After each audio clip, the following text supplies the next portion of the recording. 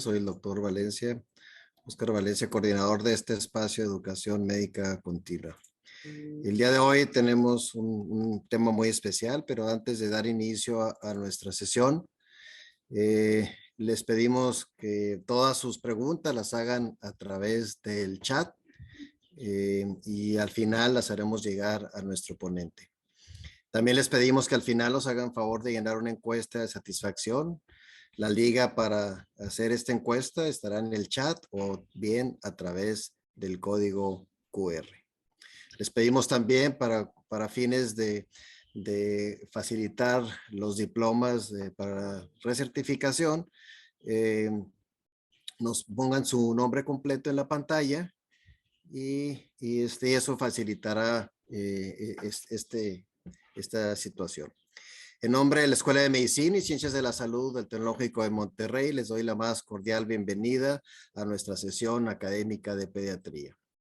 El día de hoy tenemos un tema muy importante para el pediatra, que siempre tenemos muchas preguntas, pero para que nos haga favor de dar esta introducción y presentar a nuestro ponente, le voy a pedir al doctor Manuel Pérez que nos haga favor de presentar a nuestro ponente, el doctor Francisco García García. Adelante, Manuel. Muy buenos días a todos, mucho gusto en estar con ustedes nuevamente y agradezco en particular al doctor Valencia que me permita tener el placer y el honor de presentar al doctor Francisco García García, mi querido Paco. Francisco es egresado de nuestra escuela, de la carrera de médico cirujano en la generación 17, es un EMIS, y además es médico del deporte por la Universidad Autónoma de Nuevo León, encargado en rehabilitación del Club Fútbol de Rayados de Monterrey desde hace 15 años y profesor clínico de TecSalud. Como ustedes saben y seguramente lo verán, frecuentemente es médico, fundador del Instituto de Rehabilitación de TecSalud y labora en su práctica profesional ahí desde 2012. Y me tomé pues la libertad de presentar a Paco como cuando tenemos destacados egresados de nuestra escuela en este espacio. A veces los profesionales de la salud hacemos mucho énfasis cuando alguien logra éxitos internacionales o en el ámbito de la investigación, de la innovación educativa o en lo académico. Y siempre decimos que en el desarrollo de las profesiones de la salud, en particular de la medicina, cuando uno logra estas credenciales de alto nivel, de especialidades, subespecialidades, doctorados, publicaciones, etcétera, estamos muy orgullosos de nuestros egresados. Y hoy Francisco es una muestra muy evidente de eso.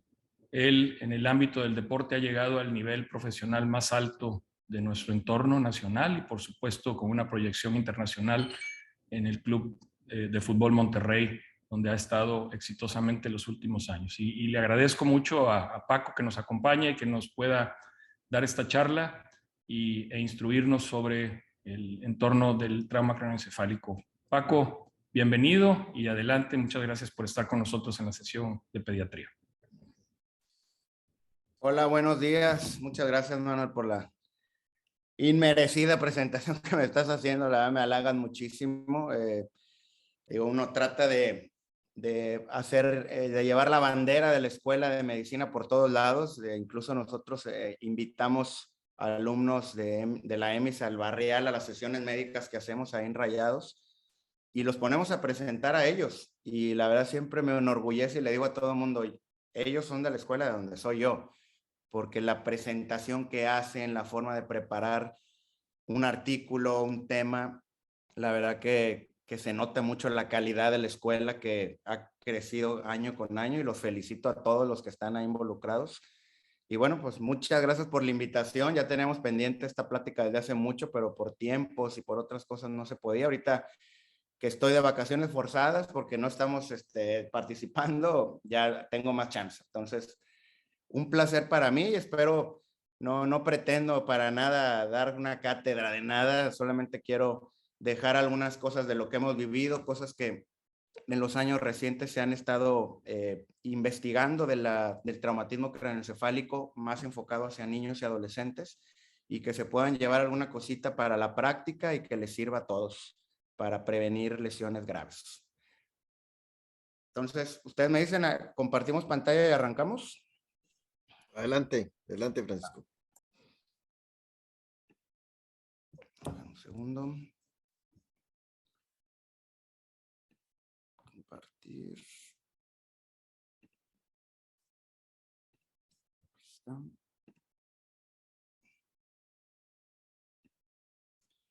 Muy bien. Bueno, pues les decía, recientemente se ha dado un boom de artículos, de publicaciones de lo que es el traumatismo craneoencefálico en el deporte principalmente, y esto se debe a que ha habido casos incluso mediáticos de eventos de golpes en la cabeza y que siguen participando con síntomas, y pues eso cada vez causa más revuelo. Entonces, sí hemos visto muchísima investigación recientemente y vamos a buscar llegar a los puntos que tenemos actualmente de qué es lo importante que tenemos que saber aquí. Por definición, un traumatismo craneoencefálico, que por ahí lo van a encontrar algunos sinónimos en inglés, pues le llaman concussion. En español le pueden encontrar como traumatismo craneoencefálico, como conmoción cerebral, como trauma cerebral agudo. Tiene varios sinónimos.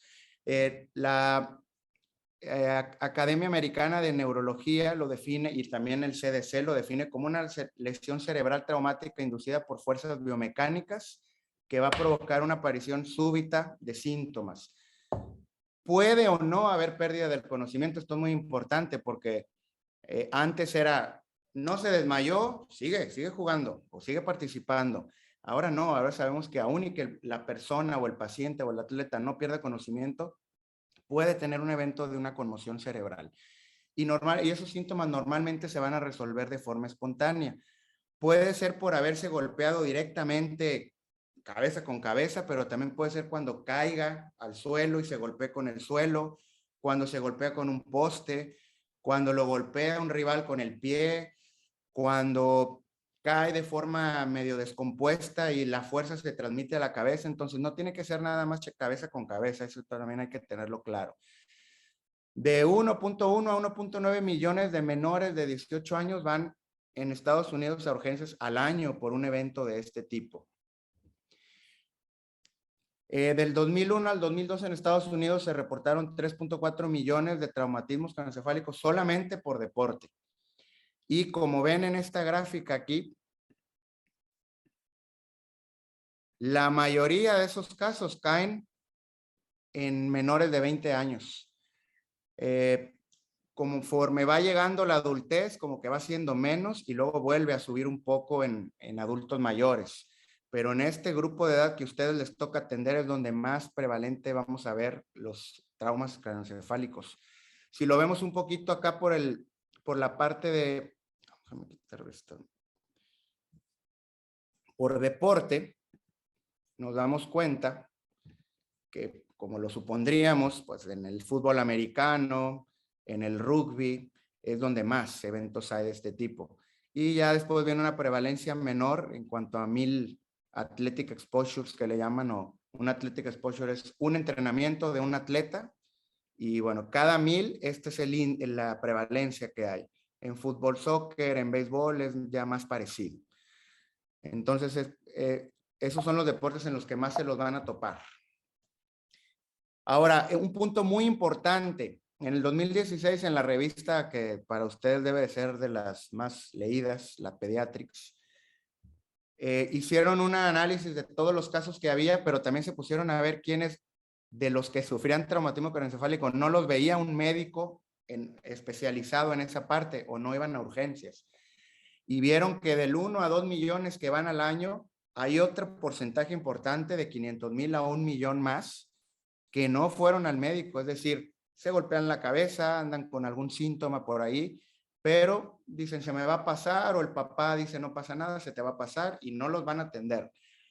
Y esto pasa en adultos también, es muy común que no vayan a atenderse después de un evento así. Entonces, ¿cuál es la explicación? Que no hay una cultura o no hay o la gente no sabe que esto pasa y por ahí se topan con que es algo que que es un evento que es pasajero y que no va a haber ningún problema. Bueno, sí podría haber si nos descuidamos. Rapidito, ¿cómo es el daño que se produce en un traumatismo craneoencefálico? Bueno, primero va a haber una parte de un golpe inicial que provoca una contusión en la parte del cerebro que está más cerca del cráneo, donde fue el golpe, pero hay después una contrafuerza que se produce que también puede causar daño en la parte contraria, cuando rebota el cerebro adentro del cráneo. Y lo que hay que tener mucho cuidado en este tipo de lesiones es detectar cuando pase algo de esto, un hematoma epidural, un hematoma subdural. Estas son situaciones que ponen en peligro la vida. El hematoma subdural es el de más mal pronóstico, pero afortunadamente es el más raro. El epidural, este es el que tiene un intervalo lúcido. Ustedes ven al paciente que anda como si nada, pero horas después se empieza a deteriorar. De ahí que cuando hay un golpe fuerte con síntomas hay que dejar en observación al paciente por 24 horas por lo menos para prevenir esto, ya sea con estudio de imagen o con valoración clínica. Lo más típico y afortunadamente una conmoción cerebral casi siempre va a ser leve a moderada. O sea, no va a llegar a esta diapositiva anterior que les puse, pero bueno, hay que estar preparados para detectarlo. Lo más típico que alguien puede ver en una persona que tiene traumatismo craneoencefálico es, bueno, uno sí que puede perder el conocimiento, que lo ven que está como mareado, que está perdiendo el equilibrio, mirada perdida, que está con un comportamiento raro, está llorando sin explicación o se está riendo sin explicación, que se tarda en contestar preguntas, tiene amnesia, puede vomitar, se le olvida hacer una jugada o algo que le encarguen de lo que está practicando, que dice, oye, ¿por qué se le olvidó? ¿Por qué no fue y marcó? ¿Por qué no hizo lo que le pedimos? Que se confunde con fechas, con dónde está. Esos son signos de conmoción cerebral. Y los síntomas, lo que una persona refiere o que alguien puede sentir, que es importante siempre explicar todo esto a todos los atletas y a los papás, y a los coaches. El dolor de cabeza después de un traumatismo, dolor de cabeza, náusea, hipersensibilidad a la luz, al ruido, que no te puedes concentrar, que no puedes batallas para poner atención, no puedes hacer actividades donde impliquen pensar, problemas de memoria, que no te acuerdas de las cosas, que estás durmiendo más o menos de lo habitual, que estás con mucha ansiedad, estás depresivo, el paciente dice, es que no sé por qué me siento así. Bueno, son datos de conmoción que hay que tenerlos muy en cuenta. En el 2020, la revista Neurosurgery sacaron ahí un consenso de dividir los síntomas de la conmoción cerebral de acuerdo a sus características. Y por ejemplo, aquí ven las barras blancas son en niños menores de 18 y la gris en adultos. Con una muy buena cantidad de pacientes, como pueden ver aquí, y esta es la prevalencia de síntomas que había. Como vemos, el dolor de cabeza y la migraña es lo que más hay en general. Problemas vestibulares se refiere al equilibrio, etcétera. Ahorita lo vamos a ver, también es muy común. Y luego ya un poco menos, alteraciones de sueño, de humor, cuestiones visuales o cuestiones cognitivas. Estos son los 5 subtipos de conmoción cerebral que existen por clasificación. Y como les decía, cognitivo, en base a la atención, tiempos de reacción, memoria, ocular, el motor, cefalea, fatiga ocular, que no pueden ver, leer o ver pantalla, visión doble, alteraciones en el cálculo espacial, o la más común, cefalea migraña, que hay náusea, vómito, fotosensibilidad, sensibilidad excesiva a olor o sonido. El vestibular, que les decía que es más de mareo, sienten que están como en una nube. Y los de humor, que están con estados de humor muy diferentes al que normalmente es el paciente, muy tristes, muy emocionales, se ponen a llorar por cualquier cosa. Esos son los 5 subtipos. ¿Qué es lo también que tenemos que saber y que hay que saber? Valga la redundancia, hay que estar bien conscientes de esto. El síndrome de segundo impacto es una síndrome que afortunadamente es muy raro, pero que cuando pasa pone en peligro la vida. ¿Qué es este síndrome? Bueno, es un individuo que está con datos de conmoción cerebral que no se han resuelto y que lo exponemos a un deporte o alguna actividad donde le den una nueva conmoción cerebral sin haberse recuperado de la primera, eso se le llama síndrome del segundo impacto y es mucho más grave que el inicial. Y ahí sí puede haber convulsiones, puede haber, incluso hay pacientes que se han muerto, a pesar de que es raro, pero sí tenemos que estar bien conscientes de que esto puede pasar. Y es una emergencia médica completamente. Entonces sería una negligencia que nosotros dejáramos a un atleta con síntomas de conmoción que esté participando en un deporte donde se pueda volver a golpear, porque puede pasar esto. ¿Qué otra cosa importante de lo grave que puede pasar después de una conmoción cerebral? Bueno, no sé si todos tuvieron la oportunidad de ver, espero que sí. Si no, vean la película de Concussion con Will Smith, que interpreta al doctor Bennett Omalu, que es el que está ahí con él en la foto. Ese doctor pues, fue el primero que empezó a hacer autopsias de exjugadores de la NFL que se suicidaban. Empezó a detectar que había unos cuerpos, hay unas que le llaman proteínas de tau, que se acumulan en ciertas partes ahí de la corteza cerebral y que eso está totalmente asociado a conductas suicidas, a alteraciones de violentas, a depresión. Y pues, ustedes si lo vieron la película, pues él fue el primero que empezó a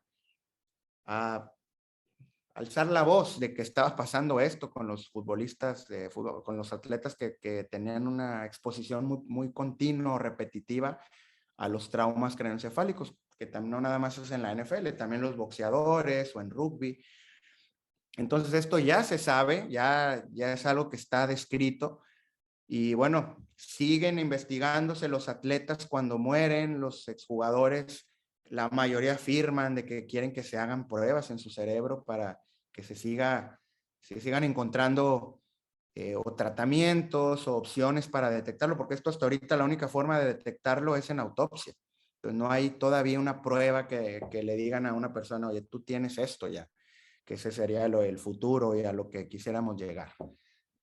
Entonces, eso es la consecuencia de traumatismos craneoencefálicos repetitivos. ¿Okay?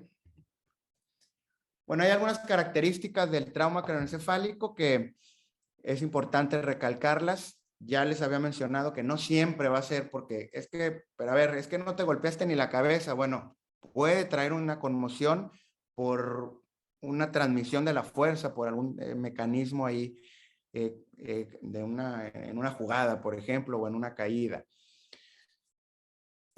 Normalmente tienen un inicio de síntomas súbito, es decir, golpe en la cabeza, lo vas a revisar o lo estás checando ahí y ya traen los síntomas y se van a ir resolviendo de forma gradual. Pero ojo que algunos pacientes en ese momento están como si nada y horas después o días, incluso está descrito, pueden empezar a tener algunos síntomas. De ahí la importancia de explicarle al atleta que lo identifique para que nos lo reporte en caso de que aparezcan. Ya lo veremos al final de ahorita de la presentación, unas pruebas que usamos para llevar un control y ahí el atleta le sirve para conocer qué es lo que tiene que le estar poniendo atención. Otra que podemos hacerle estudios de imagen y se van a ver normales, se pueden ver normales y aún así el atleta o el paciente puede tener alteraciones cerebrales o síntomas de los que les acabo de mencionar. No descarta un estudio de imagen normal que el atleta tenga una conmoción cerebral. Eso también hay que tenerlo claro. Y les repito otra vez, no siempre tiene que haber pérdida de conciencia para que un atleta tenga una conmoción cerebral. Bueno, enfocándonos un poco más en los niños, bueno, a veces es más difícil detectar una conmoción cerebral. Esto es un trabajo un poco más complicado que en el adulto. ¿Por qué? Uno, los niños a veces no saben expresar el síntoma que tienen. Ustedes mejor que nadie lo saben cuando están con un niño valorando una enfermedad o síntomas, se tienen que basar en datos más clínicos que en datos de historia clínica del paciente o se apoyan mucho con el papá. Pero un niño que tuvo un evento así, a veces no te sabe decir, no, pues sí estoy, como que no me acuerdo de las cosas. A lo mejor para el niño es algo que no le llama la atención y no te dice que lo tiene. Y el niño te dice que se siente normal. Eso hay que tener cuidado ahí. Otra, hay niños que de por sí ya son muy irritables, muy agresivos, andan medio, pues el papá se los describe como que no saben qué hacer con el niño porque es muy hiperactivo, tiene un evento de conmoción cerebral y cómo saber si la conmoción le generó un estado de irritabilidad. Es bien difícil. Entonces, ¿qué es importante ahí? Bueno, mucho el apoyo de los papás, si les dice que si el niño está un poco distinto o no de lo que es habitual, pero bueno, hay que englobar y hacerlo muy integral esta evaluación porque no nos podemos nada más basar en un comportamiento del niño porque puede confundirnos. Y otra que, volviéndome a repetir lo anterior, hay alteraciones o síntomas del trauma craneoencefálico que en el niño no están desarrolladas al 100% y que no lo puedes valorar como en un adulto. Por ejemplo, cosas de concentración, cosas de memoria más compleja. Entonces, por este motivo, en los niños es un poquito más difícil que en el adulto revisar una conmoción cerebral leve, sobre todo. Otra cosa de los niños que puede pasar, a veces los niños se esconden o no dicen los síntomas porque creen que no los van a dejar ir a entrenar, por ejemplo, y eso pasa. Y no nada más con el trauma craneoencefálico, me pasa mucho con otro tipo de lesiones, que el niño dice, no, no, no me duele y no me duele porque quiere ir no quiere que le digas que no va a poder entrenar. Bueno, aquí pasa lo mismo. Puede pasar que el niño no diga lo que tiene. Otra, lo contrario, los niños que por no querer ir a la escuela o no querer ir a entrenar, que también pasa, van a exagerar los síntomas. Entonces, no, es que me duele mucho y no, me ando mareado y a lo mejor no está tan así, pero lo dice porque quiere sacar un beneficio de eso. Entonces, también hay que tener cuidado con, pues ustedes, los pediatras son expertos en identificar ese tipo de comportamiento en el niño. Lo que sí el mensaje es que siempre es mejor exagerar, estar precavidos de más, a decir, no, sabes que pues yo creo que no tiene nada, que se vaya, que entrene. No es mejor, ¿te duele? Ok, para afuera. O creo que te duele, o creo que tienes algo para afuera. En niños, en esta edad, sí es más común, en niños menores de 12 años, es más la prevalencia en niños que en niñas por su misma, que son más activos que las niñas. Otra cosa importante, en estudio reciente de hace un par de años, se vio que los niños que tienen déficit de atención o hiperactividad tienen mucho más riesgo de tener un traumatismo craneoencefálico que los que no. Entonces también hay que tener cuidado y cuando tengan un paciente así, decirle a los papás que pongan atención y explicarle al papá cómo identificar un trauma craneoencefálico porque tienen más riesgo. Y tomar en cuenta también que no nada más es por deporte, también es por una caída, también es por peleas, también es por abuso infantil. Entonces, ahí también hay que tratar de identificar que no vaya a haber una situación más grave. Normalmente los deportes de contacto, pues es imposible eliminar que se vayan a golpear alguna vez, pero educando y hablando, ahorita les diré algunas herramientas para que en conjunto con entrenadores se disminuyan los riesgos de que pase esto muy seguido. Ahora, otra cosa ahí interesante del trauma craneoencefálico que aplica también para adolescentes, mujeres. De los 12 años para arriba o empezando la adolescencia, ya no es más común en niños, ahora es más común en mujeres. ¿Por qué? Bueno, diversos estudios hablan de varias causas. Uno, está demostrado que las mujeres tienden a reportar más síntomas, no nada más de trauma craneoencefálico, sino en general de lesiones que los hombres. ¿Por qué?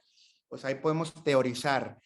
Son más conscientes de su salud, no les importa que digan, ay, se está quejando de que anda un poco mareada después del partido. Y a lo mejor un hombre sí dice, a ver, estoy mareado, no pasa nada y me aguanto.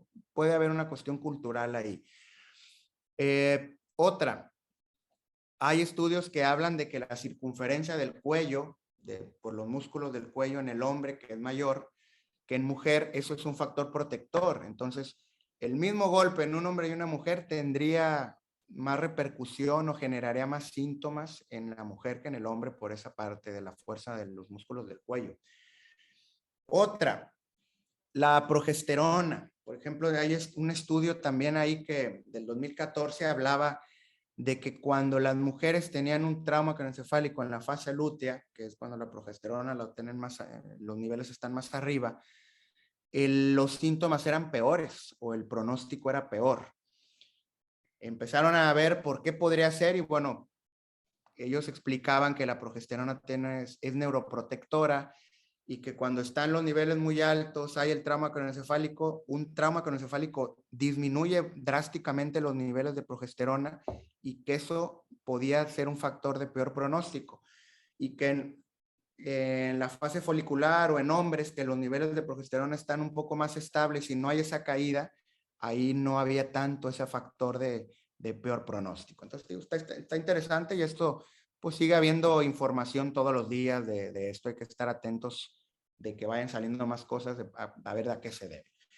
Otra explicación pudiera ser la técnica y la ejecución de cómo hagan los gestos deportivos. Bueno, eso también se ha teorizado que pudiera, los que ven fútbol femenil, fútbol varonil, de repente ves, es una apreciación personal, de repente las mujeres son más entronas, van con todo, no se frenan.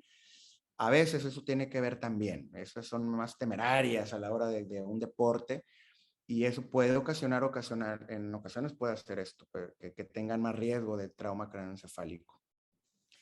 Y bueno, este estudio lo hicieron en Michigan en el 2021 en 80,000 estudiantes de secundaria.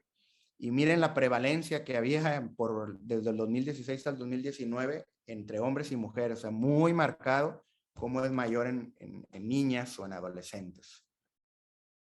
Entonces eso también es bueno saberlo. La Academia Americana de Neurología hace algunas recomendaciones en cuanto al trauma craneoencefálico y nos dice, cualquier atleta que se sospeche que tiene conmoción, lo debemos de retirar del deporte o de la práctica hasta que lo valore un médico. Ningún atleta debería de participar en un deporte si tiene síntomas. Después de una conmoción debe un neurólogo o un médico entrenado en esto dar el alta para que pueda volver a participar. En cualquier evento deportivo debería de haber un profesional de la salud que esté entrenado en cómo detectar, evaluar y tratar una conmoción. Y hay que poner mucho énfasis en educar al atleta, a los papás, a los entrenadores, a los árbitros en cómo detectar y actuar ante una conmoción cerebral. Entonces, aquí la clave es eso, educar, porque la gente no sabe que esto puede pasar y no se dan cuenta que tienen una conmoción o que sus hijos la tienen. Este video tiene que ver con eso de educar. Los narradores, y ahí súbanle al volumen. Uno es un exjugador que me tocó conocer acá en Rayados, Jared Borghetti, y el otro es, no me acuerdo cómo se llama, el otro comentarista. Y vean lo que comentan de un evento de conmoción en un partido de fútbol. Eso. Buen cabezazo, sí, es muy ebrio. Muévese. Sigue todavía. Ese césped es algo más serio. Parece ser que sí, aunque también la ventaja es de que falta poco para que termine el primer tiempo y le darán 15 minutos más para que se alcance a recuperar. Sí, va por él la camilla, se está acabando la primera parte. Esperemos que se aguante, sí, para que lo puedan revisar en el entrenamiento, pero ya está pidiendo cambio. Caramba, yo no pensé que fuera algo tan serio. Ojalá y se recupere pronto. El Chucky Lozano no parecía llevar. Para mí es más que nada el golpe. Eso esperamos. Sí, eso esperamos, Jared. Porque ya le habrían puesto un collarín. Todo eso es protocolo, ¿no? Para poderlo sacar bien. Y ya Malen se prepara para entrar al terreno de juego. No va a continuar. Y Lozano no era de momento. Ok. Primero, el jugador está conmocionado totalmente. Y un exjugador como Jared dice, no, es solo el golpe, ahorita lo checan, ahorita vuelve, no pasa nada. Y los otros también, el otro comentarista también diciendo, no, yo no creí que fuera tan serio, creí que era el puro golpe. Es decir, la gente que se dedica a ver deportes tampoco sabe cómo identificar una conmoción. Ahora, vean bueno, ahorita les pongo otro, Vean este video también, es muy cortito. Este fue en el Mundial de Rusia. Y aquí para que se den cuenta que incluso gente de área médica no sabe, esto no necesitamos volumen, no sabe cómo tratar una, a ver, ¿cómo le hago aquí para? Ahí está. No saben cómo tratar a veces una conmoción en el campo. Vean al jugador, mirada perdida, hace una contracción ahí de miembros superiores. No se ve ahí, la verdad, en el video cómo se golpeó, pero seguro le dio un golpe en la cabeza arriba o un codazo en la cabeza. Vean a los compañeros, no se debe mover, o sea, ni los compañeros saben cómo tratarlo. Yo a mis jugadores les digo qué deben hacer. Eso es de educación, no debería estar sentado, no lo deben de estrujar. Llegan los doctores, le empiezan a echar agua, el agua no le va a curar una conmoción. Tienes que revisar otras cosas, ahorita se los diré. El jugador está conmocionado completamente y esto fue en un mundial. Entonces, yo no quiero que les pase eso a ustedes ahorita que están oyendo esta plática, los estudiantes. Cuando tengan un caso en un evento deportivo, aunque no sean ustedes los encargados, que sepan decir, a ver, espérame, esto está conmocionado, no lo podemos mover hasta que lo valore un médico, hasta que lo traslademos al hospital, puede ser algo grave. Entonces, el jugador lo siguen atendiendo parado, no se puede ni estar parado, está mareado. Un desastre, mirada perdida, el doctor lo abraza, entonces un desconocimiento total. Mírenlo cómo está el pobre chavo. Entonces, eso es un video de todo lo que no se debe hacer. En Estados Unidos hay un grupo que se llama la Iniciativa para Conmoción de Estados Unidos, que recomienda algunas cosas en niños.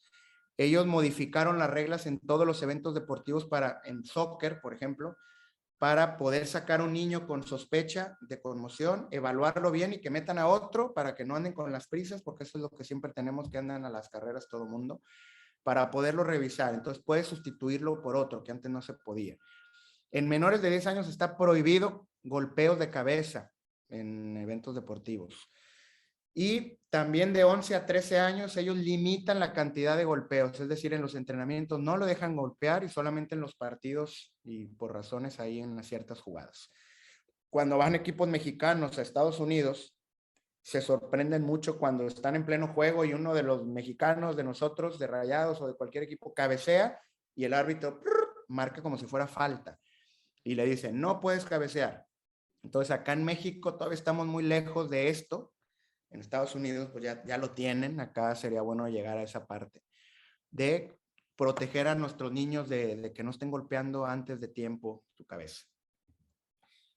Y la página del US Soccer Association está muy padre, la verdad, tiene una serie de patologías y de cosas que quieren que conozcan los atletas y los papás de los atletas.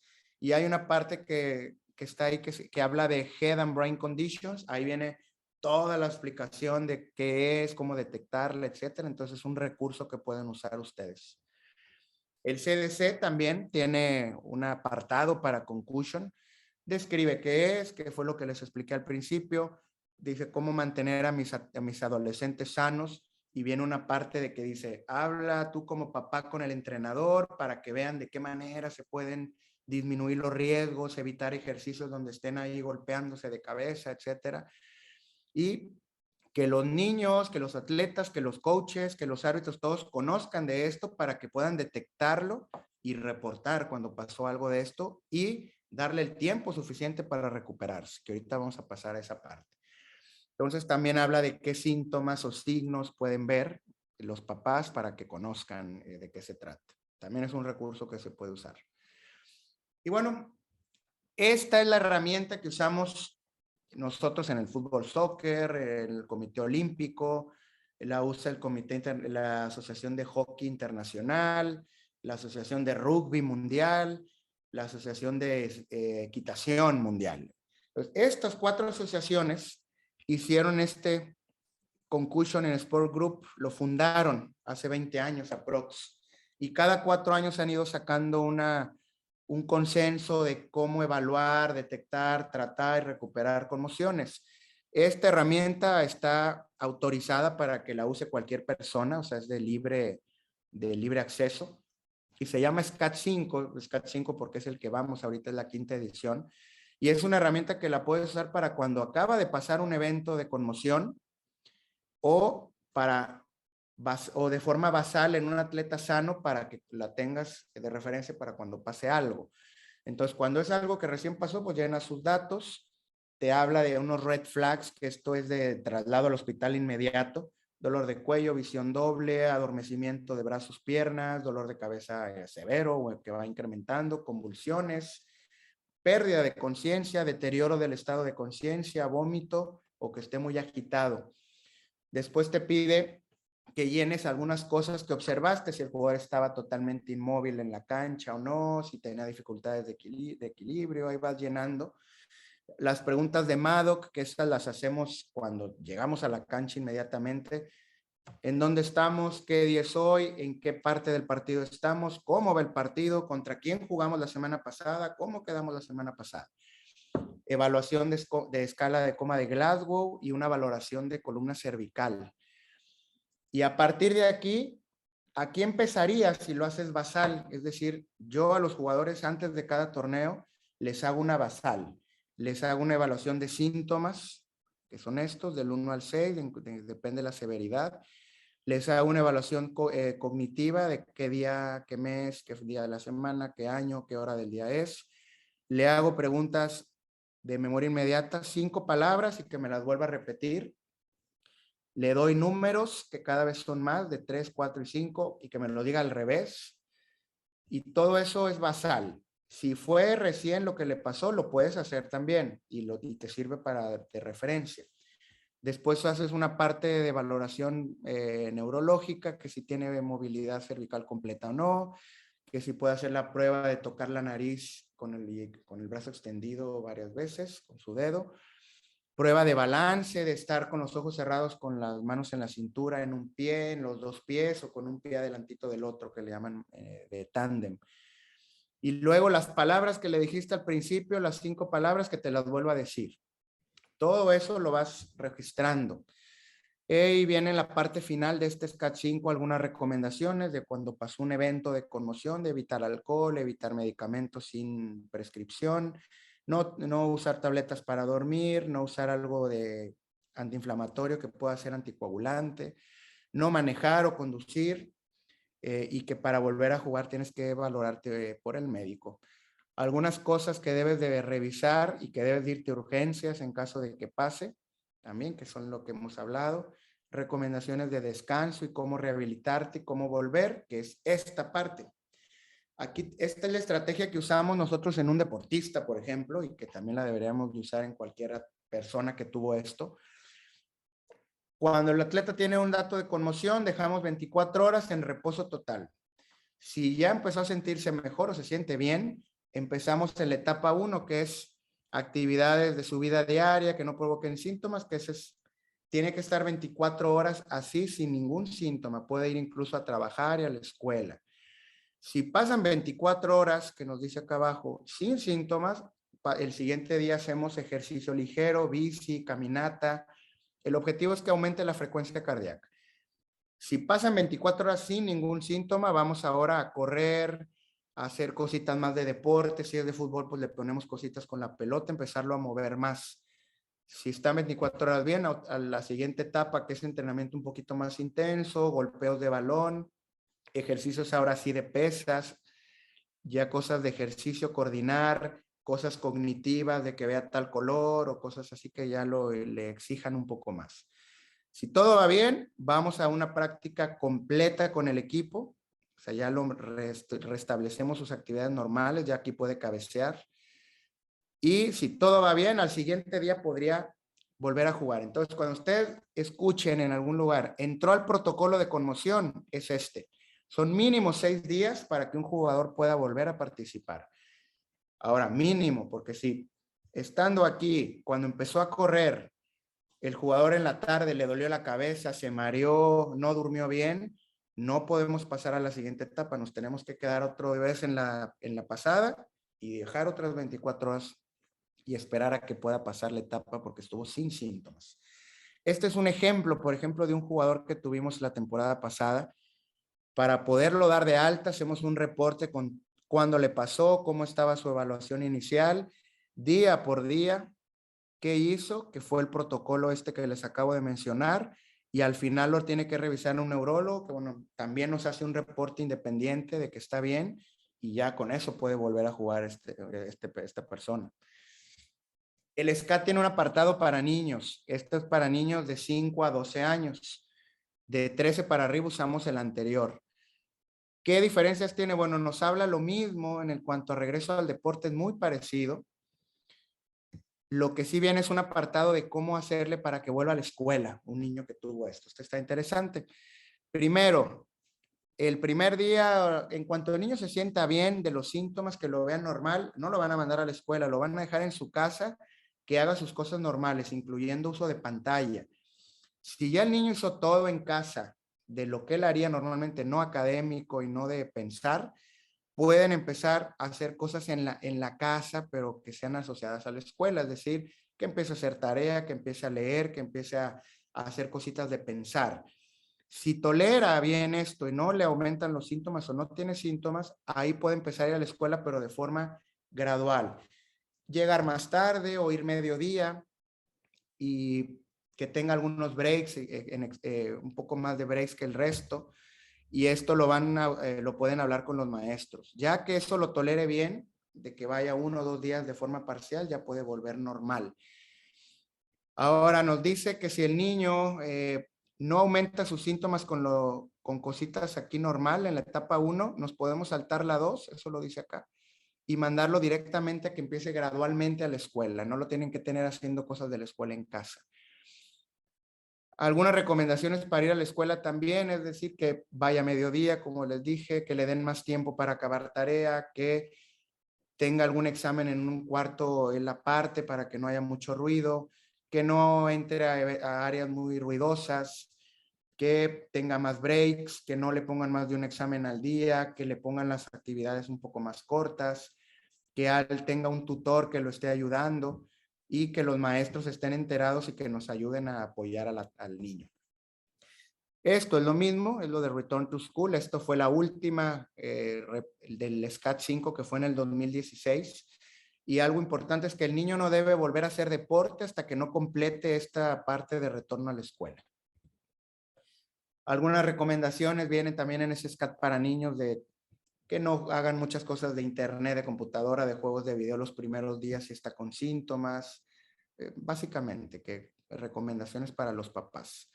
También la única parte distinta es que en los primeros síntomas viene una parte que el niño le preguntas y otra que al papá le preguntas. Eso es otra cosa distinta. Y esto es como que lo que viene a futuro o lo que está empezando a ver. Acaban de ver de una prueba en saliva para personas que sospechas que tuvieron conmoción y detectan una serie de 14 biomarcadores salivales que eran muy sensibles de 0.93, de 0.96 inmediatamente después del juego y de 0.93 de 36 a 48 horas después. Esto dice que puede ser muy útil porque la mayoría de las conmociones ocurren en lugares donde no hay un médico ahí, en ligas, en los campos en públicos. Entonces, que para lugares donde no tengan acceso a un médico especialista o un doctor en cancha, que pudiera haber en un futuro pruebitas de saliva para hacérselo a un atleta y ver si tuvo una conmoción y tratarlo como tal o no. Vamos a estar muy atentos para que en octubre en Ámsterdam va a ser el 6º Conferencia Internacional de Conmoción en el Deporte. Se espera que hablen más o hagan más recomendaciones respecto a niños, a mujeres, o algunos grupos especiales, grupos con discapacidad, etcétera, y que amplíen un poquito más lo que llevamos y que conocemos desde el 2016. Sí va a ser en el 20, pero por la pandemia apenas se va a hacer en el 22, entonces estaremos pendientes de eso. Y bueno, pues nos abrimos a preguntas y respuestas. Espero, digo, la verdad es un tema muy extenso, espero haber podido condensarlo de la mejor manera y pues estoy a sus órdenes para cualquier duda. Muchísimas gracias, Paco, por esas recomendaciones y esta revisión extensa y puntual que realmente nos has hecho y que como pediatras debemos de seguir estas recomendaciones, porque como bien lo expresabas, como que todo mundo pudiera dar sus propias recomendaciones cuando la realidad es que hay consensos y muy bien respaldados y debemos de seguir esas recomendaciones. Así es. Hay varias preguntas que nos han hecho llegar y el SCAT 5, pues vemos que mínimo van a ser 5 o 6 días en que puedan regresar al deporte, a sus actividades ya normales. En el caso del soccer, el cabecear y el bajar la pelota con la cabeza y esto, eh, tanto en adolescentes o en niños, ¿habrá algún efecto así de esa repetición de golpes con la cabeza, aunque no sean de gran impacto? Sí, mira, hace unos 2 años en Inglaterra sacaron un estudio que fue muy polémico porque por primera vez en la historia había un estudio que asoció futbolistas de la Liga Premier en Inglaterra de primera, segunda y tercera división retirados, vieron que tenían una prevalencia de lesión, de padecimientos neurológicos muchísimo más alto que la población que no había sido futbolista profesional. Entonces dijeron, oye, los cabeceos que tienen durante su carrera los futbolistas sí están generando un daño a largo plazo como llega a pasar en la NFL. Entonces, de ahí se los compartiré el estudio, eso está muy bueno, la verdad no me dio tiempo no que no me dio tiempo, sino si lo incluía se iba a ser muy extenso, pero se los voy a compartir para que lo lean y te asusta un poco y dices, oye, si yo soy papá y veo eso, leo eso que dicen de que le puede pasar a un futbolista profesional, obviamente, yo tendría mis dudas de dejar que mi hijo estuviera cabeceando o jugando fútbol. Igual lo que pasa con la NFL.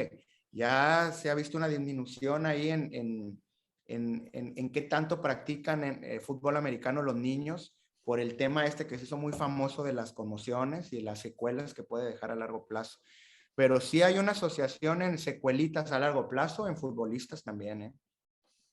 Bien, muchas gracias. ¿Qué piensas de estandarizar el uso de casco en jugadores de soccer? Vemos cómo hace 20 años en deportes como ciclismo, pues no se usaba el casco. Y ahora, pues todo el mundo usa el casco y los profesionales. ¿Qué hay o qué se piensa o qué se proyecta en el soccer?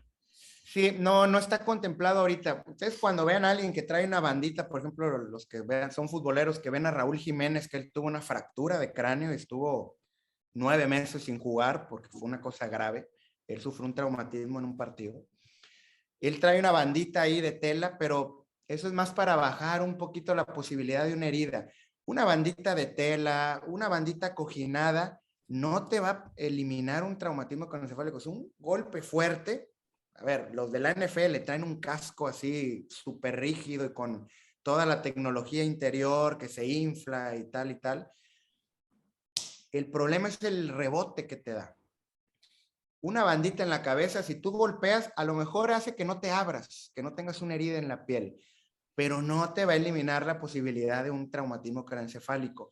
Y ya usar algo más rígido, pues ya sería poner también en peligro otras cosas, o sea, un choque ya habría más peligro por tener una cosa rígida. Si cuando les ponemos una ferulita en la mano que tiene varillitas ahí medio rígidas de plástico, no nos dejan porque es peligroso, pues una cosa rígida en la cabeza, peor. Yo no veo a corto plazo que vayan a agregar algo para prevenir, porque no vamos a prevenirlo con eso. Y no sé, y cambiar la regla en el fútbol soccer de no cabeceo también sería una cosa tan drástica que no sé, ya veremos en el futuro si pasa o no, pero no lo veo yo a corto plazo eso. Bien, otros puntos que nos hacen: ¿en qué consiste y cuánto tiempo debe durar la rehabilitación post-conmoción? Debe de durar de acuerdo, esto es muy en base a los síntomas del atleta.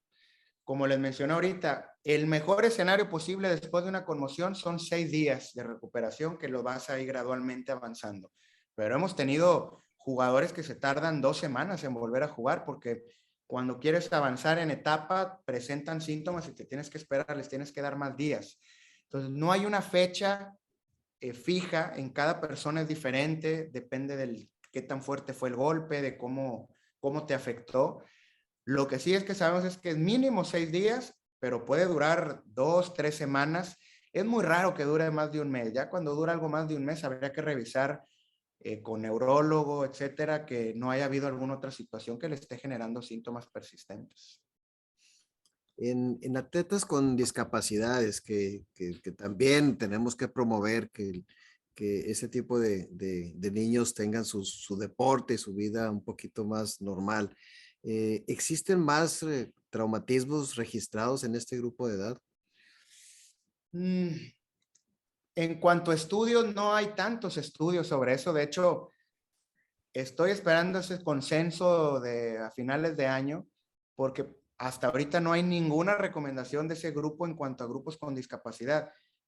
Ya se ha pedido y es una voz ahí que está muy persistente en los que nos dedicamos al deporte de, oye, hagan también un consenso en grupos más minoritarios como de discapacidad o alguna otra situación, porque sí quisiéramos saber, esto cada día va avanzando más, nos falta mucho, es como las capitas de la cebolla que le quitas una y te das cuenta que te falta tanto. Tenemos que llegar a eso. Hasta ahorita no hay un consenso que yo les pueda decir, este es algo que ya está escrito. Yo en un niño con discapacidad que tuvo un golpe en la cabeza me basaría igual en síntomas y le daría el tiempo adecuado para volver con lo que conocemos ahorita. Ya veremos si en el futuro hay recomendaciones diferentes con ellos. Gracias. Otra de las preguntas es que hay los padres siempre pues tratan de promover el deporte en sus hijos, pero hay ciertos padres que desean que sean deportistas de fútbol americano y promueven eso. Y también los hay al contrario, que dicen el deporte que quieras menos fútbol americano, ¿ok? El deporte que quieras menos box. Claro. ¿Qué sería la recomendación como pediatras cuando, y a veces llega la pareja y el papá piensa una cosa y la mamá piensa lo contrario? Entonces la pregunta al pediatra siempre te la avientan para que te meten en medio de su Claro. discusión. ¿Cuál es? Sí, mira, a mí me pasa también y nos pasa, y de hecho el doctor Emilio Frech la próxima semana les hablará mucho de eso, de la parte de especializarte o no en un deporte, pero uno como médico no podemos decirle al papá qué haga con el hijo. Lo que tenemos que decirles, mire, ¿qué dirían ustedes como pediatras si el papá le dice, oye, ¿qué deporte me recomienda, fútbol americano o no? Mira, el fútbol americano tiene esta incidencia de lesiones, es más común las conmociones cerebrales que otros. ¿Qué beneficio tiene el fútbol americano? La disciplina, el trabajo en equipo, la fuerza, la mentalidad, eso lo trabajan muy bien, pero tiene esa parte de los golpes de la cabeza. Uno como médico debe darle a los papás toda la información y las herramientas para que ellos, al final ellos son los que van a decidir sobre su hijo, ellos decidan qué es lo mejor, incluso platicándolo con el hijo. Pero conmigo llegan también y, doctor, es que tiene un torneo de soccer y un torneo de pádel. ¿A cuál debe de ir? A ver, pues el que él quiera. Pues el niño tiene que decidir y ustedes como papás el que le decidan apoyar. No puedo yo como doctor decirte o tomar una decisión así. Igual ustedes, para escoger un deporte, lo ideal es que practique varios, que eso lo verán la próxima semana, pero díganle lo que puede pasar si practican fútbol, soccer, o qué pasa si fútbol americano, o qué pasa con el box. Y al final son riesgos que el papá tiene que decidir en conjunto con el hijo si los toma o no. Gracias. No se metan en broncas, en papá. Así es. Apoyar, no, favorecer la discusión. Bueno, otra de las preguntas es, ¿existe algún, así como el SCAT-5 que nos has propuesto, que es una herramienta que es muy útil y muy práctica y se puede utilizar tanto en el terreno donde ocurre el evento como en el consultorio o en emergencias? ¿Existe algún sitio que eduque a papás y entrenadores? Porque a veces el entrenador pues no quiere que su jugador estrella deje de jugar mañana y pasado. Uh-huh. A ver, sitio como tal, bueno, yo les diría, el CDC habla de eso y tiene su página incluso en español, no sería pretexto el idioma. Aquí en México, bueno, ustedes lo saben, vivimos acá en un país donde siempre estamos un poquito en desventaja o un poco atrás en cuanto a protocolos, en cuanto a información, en cuanto a lugares para orientar a la población, y la verdad que nos toca a nosotros. Yo he dado pláticas a los entrenadores de fuerzas básicas de Rayados, de escuelitas a nivel nacional, les di una plática de esto, de cómo detectar, bueno, se llamaba primeros auxilios en cancha, y ahí les dije, ustedes son los que, como no van a tener doctor, ustedes son los que les va a tocar decidir si un jugador entra o no.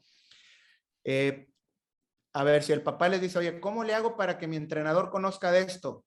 La respuesta es, ve, habla con el entrenador, ábrele la página donde dice conmoción para adolescentes y platícale, dile, oye, ¿tú estás enterado de cómo tratar? Si te dice que no, tienen que hacer una reunión y debería el entrenador conocer de todo esto. A ver, no sé aquí en México si haya algún curso así, a lo mejor sería bueno hacer uno, que lo organicen ahí las escuelas o los médicos, y invitar a todos los entrenadores de todas las escuelas de Monterrey para que conozcan de esto, pues es una idea también. Pero así un sitio como tal que les diga que se metan a esta página, aparte del CDC o la página esta de US Soccer, no conozco alguno que sea mexicano, por ejemplo, un sitio mexicano no conozco. Bien. Hay que educarlos nosotros. Muchas gracias. Tenemos espacio para una última pregunta.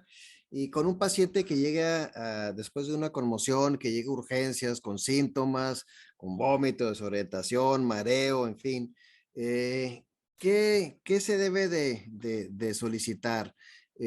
¿TAC, resonancia, con o sin contraste? ¿Cuál es la indicación? Bueno, a ver, primero que nada, cuando ya se va a trasladar un paciente a urgencias porque trae datos de urgencia, bueno, el médico urgencia, hay que identificar los roles ya. El médico de urgencias lo tiene que revisar, tiene que tomar la decisión si hablarle a un neurólogo o no, y de entrada yo pensaría, o yo pienso que se debería solicitar radiografías, TAC. El TAC nos deja ver muy bien la cuestión ósea, y también nos deja ver el parénquima cerebral, y si hay alguna si hay algún sangrado o no, y si hay alguna duda se puede solicitar una resonancia también. Pero esas decisiones no se estresen tanto, porque normalmente el que debe hacerse cargo de un paciente ya así con una urgencia neurológica debería ser o el urgenciólogo o el neurólogo, que él es el que va a ir tomando las decisiones. Lo más importante es que lo detecten y lo puedan llevar al medio hospitalario adecuado para que ya se haga cargo la gente que está ahí. No se estrese el estudiante o incluso a veces yo como médico del deporte, yo no me pongo a estarle solicitando todos los estudios. Yo llevo al jugador urgencias y ya en conjunto, y dejamos que alguien sea el líder de esa situación. Yo soy el líder en la cancha, pero ya en hospital, el urgenciólogo, el neurólogo van a ser el líder y el que va a ir tomando decisiones para beneficio del paciente. Muchísimas gracias, Paco, por esta excelente sesión que nos has dado puntos que son claves, que son muy útiles para el pediatra en ejercicio, y te agradecemos que hayas estado con nosotros. Muchas gracias a nuestra audiencia. Les pedimos, por favor, nos hagan llegar su encuesta de satisfacción, ya sea en el chat, que está, la liga está en el chat, en el mismo chat, o a través de este código QR. Los invitamos también a que nos acompañen la próxima semana. Seguiremos con nuestro módulo de deporte, en donde tendremos al doctor Emilio French López, que nos hablará de la especialización en el deporte en niños. Muchísimas gracias, doctor Francisco García García. Muchísimas gracias a nuestra audiencia. Que tengan un excelente día. Muchísimas gracias. Gracias, buen día para todos.